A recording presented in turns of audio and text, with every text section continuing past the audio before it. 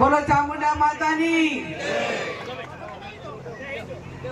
જે આગળના ભાગમાં શક્ય હોય તો વિરાજમાન થયો તો પાછળ મહિલાઓને અન્યાય ના થાય.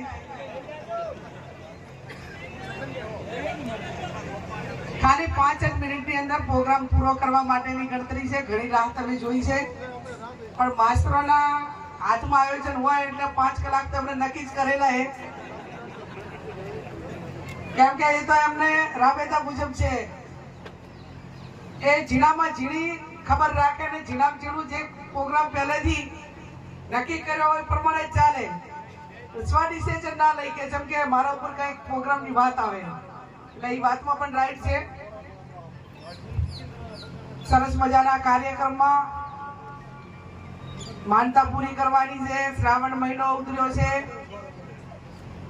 અને એક ધાર્મિકતા સાથે આખો મહિનો આપણા વિદ્યાવા પછી આ પ્રથમ વખત મળ્યા હોય ત્યારે આ કાર્યક્રમમાં ઉપસ્થિત માજી ધારાસભ્ય આદરણીય શિવાભાઈ ભુરિયા સાહેબ, ટીમા મહંતશ્રી, સૌને આપણને આમંત્રિત કર્યા છે. ભાઈ નરસિંહભાઈ, કરશનભાઈ, જબરસિંહજી, બળવંતજી, પાનાભાઈ, ભલજીભાઈ, અંજાબેન, રૂપસિંહભાઈ, ભુવાજી, અમીભાઈ. આમ તો નામ લેવાતું તમે બધાને ઓળખું તું. ના લેવું સ્ટેજ ઉપર કોઈ ચાલશે? એક ભીને ચડે ને પછી થોડો વધારે ટાઈમ લ્યો. સ્ટેજ ઉપર વિરાજમાન સર્વ વરિષ્ઠ આગેવાનો, વડીલો, યુવાન ભાઈઓ અને બહેનો, લોકસભાની ચૂંટણી પછી પહેલી વખત આ ગામમાં આવીશું. મને લાગે ચૂંટણી વખતે ઝાડાની ભેગી મીટિંગ રાખી હતી. હું આ ગામમાં નથી આવી છતાં પણ કોબલે વોટ આપી અને જીતમાં આપ સૌ યશના ભાગીદાર બન્યા છો. આપ સૌનો હૃદયપૂર્વક ખૂબ ખૂબ દિલથી આભાર માનું છું. આ સમગ્ર વિસ્તારે એમના સુધી પહોંચાણું ના પહોંચાણું તમે ખુદે ઉમેદવાર છો એ પ્રમાણે ચૂંટણી લડી છે. એટલે આમ તો કે ટાઈમે ચૂંટણીમાં એમ કહેતી કે જુવારું હાલતું, પણ ખૂબ સારું જુવારું હાલ્યું છે. એટલે જેટલો આભાર માનો એટલો ઓછો.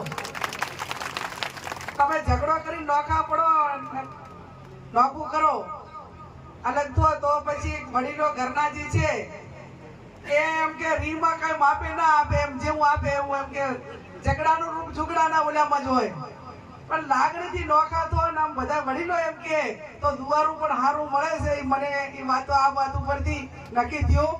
એટલે પારિવારિક રીતે પણ બધા ભાઈઓ ક્યારેક જવાબદારીના કે વ્યવસ્થાના ભાગરૂપે અલગ થવાનું થાય તો પરિવારથી રાજીપે જુવારું માગશું તો જુવારાનો આનંદ એ અનેક ગણો વધી જાય છે અને બધો આમ મજાનું રહેશે.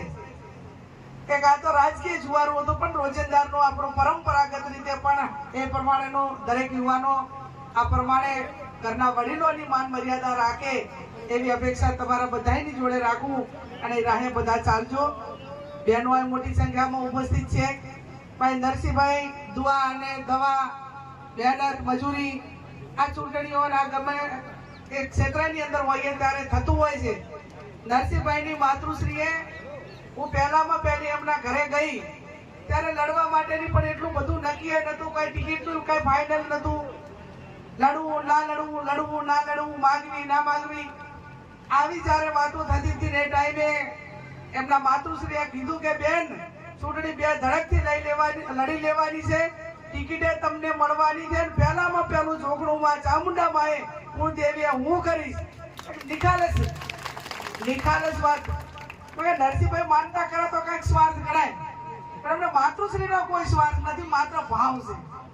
અને જ્યાં ભાવ હોય તેમાં જગદંબા અને દરેકનો આત્મા, દરેક વ્યક્તિનું મન એ ભગવાન એના દિલમાં સ્થાન હોય છે. અને નિખાલસ જ્યારે લોકો જ્યારે વાત કરતા હોય, કહેતા હોય, દુઆ આપતા હોય, આશીર્વાદ આપતા હોય ત્યારે એનું પરિણામ પણ 100% આવતું હોય છે. એ આપ સૌએ સાથે મળીને ગુજરાતની અંદર એક સીટ, હમણાં સાહેબ કહેતા હતા કે બેને ગૌ માતાની વાત કરી, ગૌ માતાની વાત કરી એ ટાઈમે જે આખા દેશમાંથી અભિનંદન મળ્યા, બધાએ સન્માન કર્યું. એ સન્માન મારું નથી, મારે એક વોટ આપવા વાળો, લાગણી વાળો આપવા વાળો ના બનાસકાંઠા જિલ્લાનું સન્માન છે. ગેનીબેન ઠાકોરનું સન્માન નથી.